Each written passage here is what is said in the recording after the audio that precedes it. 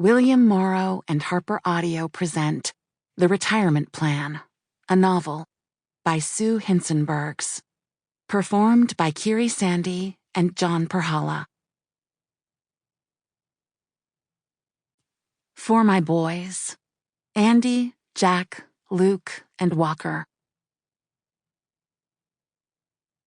1. You don't need that.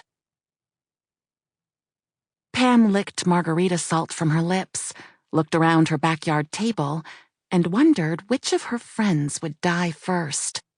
Not that she had a premonition, exactly. She just tended to be a touch morbid that way. Plus, she'd already seen the 3 other couples' kids graduate and parents buried. So at this stage of their lives, it made sense the next event to pop up could be one of their own funerals. As far as she could tell, any of the 8 of them had an equal shot of cashing in their chips. Though, if she had any say in who'd be first, she'd prefer it be Andre.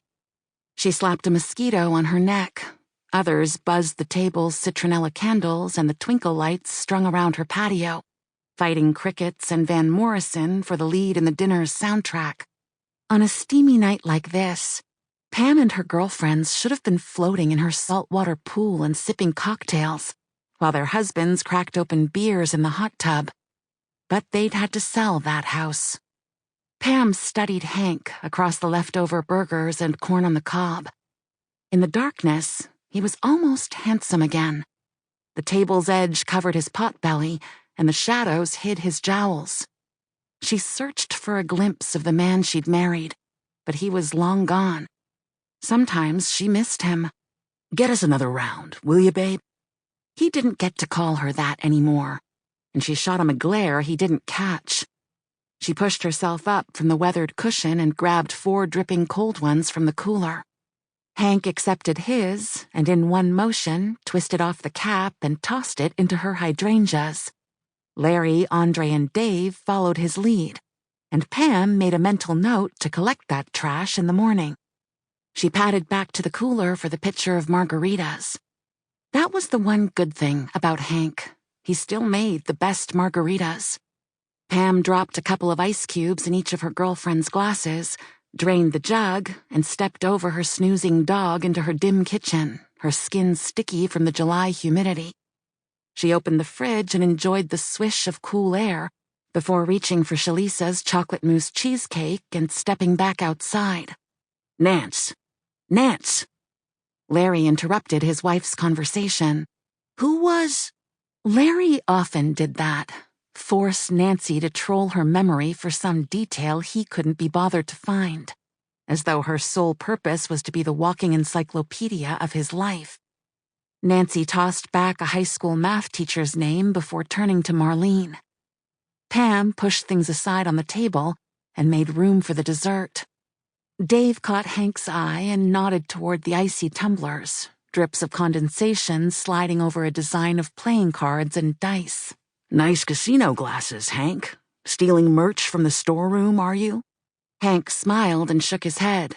New owner, new logo. We were throwing those out, so I brought them home for old time's sake. He winked. You know I'd never bite the hand that feeds us. The 4 friends touched their beers with a clink and took deep swallows. Pam scowled. These guys. Anything for an excuse to drink.